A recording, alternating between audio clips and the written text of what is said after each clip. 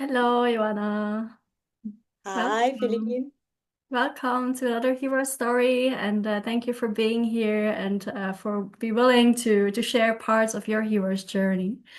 I Mm. already know you from the Hero Tribe. You've been walking the path with us already for some time, and well, you went through the mentoring training, and well, you obtained your certification by now. And yeah, I'm very curious, how is your hero's journey going? Is there like a specific hero's journey that you started recently or that you're on currently? I feel like I have actually been on a hero's journey for many years now. And I feel like this year in particular has been more intense in a sense because there have been different kind of themes that are kind of recurring themes in a sense from my past. But that kind of reached a point right now where it's asking me to step up.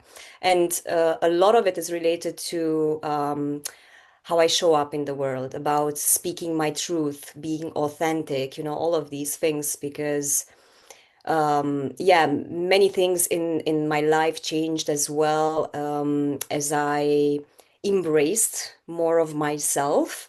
And my journey has been a lot about, getting to that point of finding myself, of reconnecting to my feelings, to my truth, to my needs, my boundaries, all of these things that I wasn't even aware of for a long time. I wasn't aware of, my needs and my boundaries. And I was always kind of like wrapped up in perfectionism and people pleasing and, all of these things that kind of take away from your essence in a sense. And so, yeah, I always felt like I'm on this journey of getting to my essence, feeling that there's more to it. And the steps that I've taken were like, little steps throughout the years of kind of like connecting to that part of myself, or reconnecting to that part of myself. And this year, I feel it just like amplified, and all various situations came in to force me to kind of step out of my comfort zone in that sense and face my fears. And yeah, that's like Mm. the short version of it. Yes. Wow, beautiful. Thank you for sharing. And like, what was the type of call? Like, what was calling you to embark on this journey of finding your true essence or to find who you are? How did Mm, you recognize the call? yeah, that's a good question. I felt like I'm not fully owning um kind of who I am and what I feel called to do. And so that's how I also like realized the underlying fears, like being validated and accepted, and especially when it comes to like close people in my life, family and friends and such. And I felt that yeah, something is just like missing in a sense. And as years went by, I could see more and more where I should be going, in a sense, like what my path is or where it's leading me. And so it became clear to me as I was seeing kind of like myself being the blockage in a sense of taking that step, or, following that. Um, I could sense like, okay, so there is something here that is stopping me. And when in time, I started to realize that most of it is my own stories, because for a long time, I was thinking this person or that person or this event, or, or this experience is not letting me do this or that. And then in time, I've kind of started to realize, oh no, it's a story that I'm telling myself about, not having the courage to do this, or if you do this, then you will fail, or, you will be rejected, or all these kind of like regular fears that we have, let's say, and or at least in my case. And then there was this kind of like I just wanted, I had a strong feeling of wanting to be true to myself and to other people. It actually started with being true with other people. I remember I was in a relationship not long ago where I had this part of me that really wanted to be genuine and authentic and heart-centered with that other person, which was different than what I was used to in a sense. Because, I was afraid. I had all these fears of not really showing myself, not being vulnerable. And back then, I didn't even realize. But with this relationship that I mentioned, it was also a different kind of relationship, but I wanted to be just true with that other person and whatever relationship we have to come from my heart. And so that was the intention. But then by doing that, I realized that, oh, wait, but what am I actually feeling? What do I actually need? And then I started to kind of like realize, oh, I'm so disconnected actually from that part of myself. And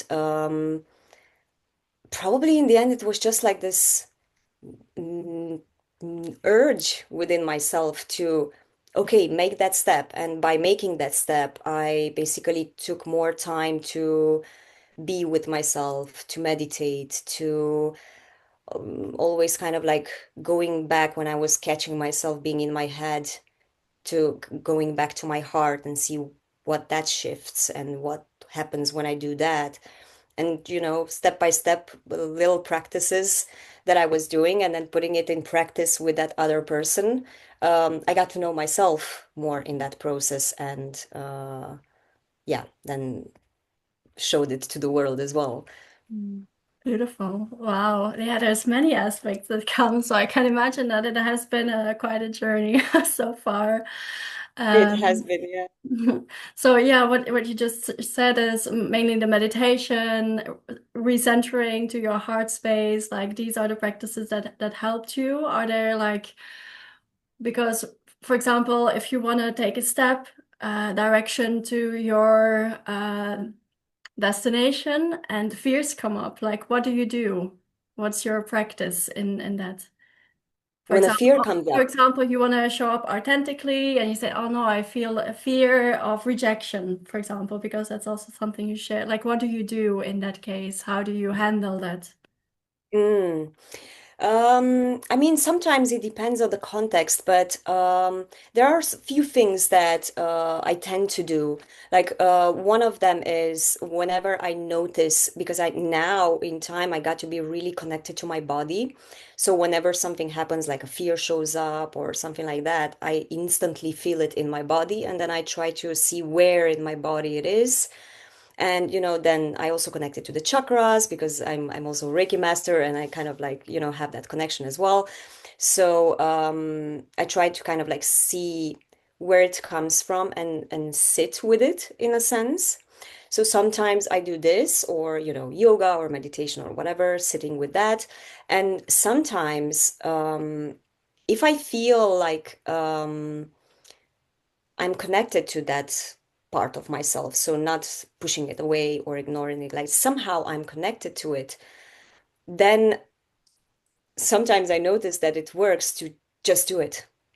Like if I start to think about it too much, analyze it too much, and kind of like dig too much in it, then sometimes that could basically stop me from, because my mind will come in and I'm aware of that, but at the same time, because maybe it's a very maybe it's a fear that has been going on for 20 years or since childhood, or it's a really deeply rooted one that needs more work, of course. And so I'm trying to be gentle in that process with myself, which is another thing that I've learned throughout all of this, and kind of catching myself when I'm shaming or guilting myself into whatever thoughts. And so I'm trying to be gentle with myself, but at the same time, yeah, just do it. If I catch a moment where I feel just a little bit more courageous, then I just, okay, say a yes, kind of, if it's, especially if it's like a yes or no, say the yes and then figure it out kind of thing. Mm. Yeah, yeah, wonderful. Wow, yeah. Honestly, I can very much relate. So thank you so much for for sharing all of that. Um, So yeah, I think many of us are in this process of rediscovering ourselves and getting closer to ourselves, and some are maybe further or well, not really. Yeah, just another part of the journey, right? But someone who would just is just starting this journey, for example, what kind of advice would you give that person? Mm, definitely one that I would tell anybody is to really embrace that self-love in a sense and that gentleness towards yourself as you're going through whatever it is that you're going through. Because even if it's a side of us that we don't particularly like or we want to change that, it's still a part of us at this point in time. And the more we love ourselves, the more open we will be to let it go or to change it or to transform it in some way. And there is, in we know that there is no good or bad or, like the duality of everything. There is, of course, how we perceive it, like a good experience or less good experience in a sense.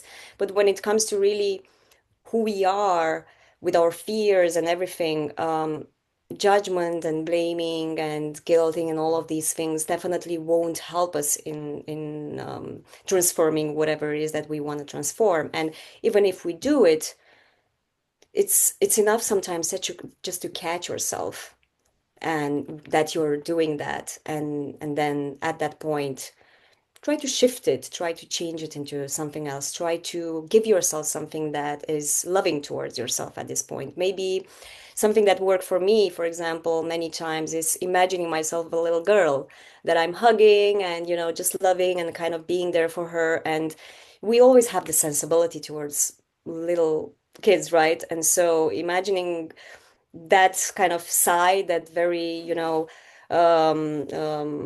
pure, innocent side of, of children or of kids is it's softening you. And yeah, that worked for me. So definitely, yeah, being gentle and loving towards yourself in the process is one. And I also strongly believe that it's important for us to know our needs and our boundaries because those are part of us, define us in some way. And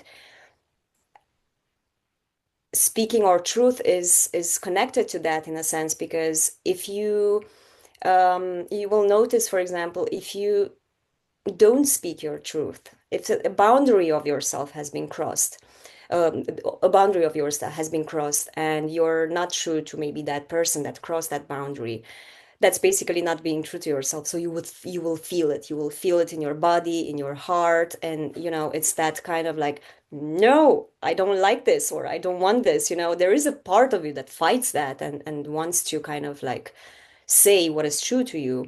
So you will notice that even if in situations when it's hard to express a boundary or a need, as long as it's true to you, you will still feel better afterwards than not doing that, no Mm, matter the outcome from the other person. mm, So yeah, that's what kind yeah. of comes to mind at this point. Thank you for sharing. Yeah. Yeah, I experienced it as well. If you first say you set up your boundary, then it's like, oh my God, what did I do? But the more you do it, the more you think, okay, yes, this is just my truth. This is what I decide for me because I know what I need. And it's, yeah, it's really powerful. It Exactly. strengthens our hearts. Yeah. Yeah, yeah. And it is a journey, it is a practice, so it Mm, won't happen overnight, even though, we all want it to happen overnight, mm, but that's not the point. The point is the journey. So yeah, embracing that journey is actually, I would say, the biggest part of it all, and not when we actually get there. mm. Yes. Thank you. Wow. Yeah, thank you so much for sharing, Ioana.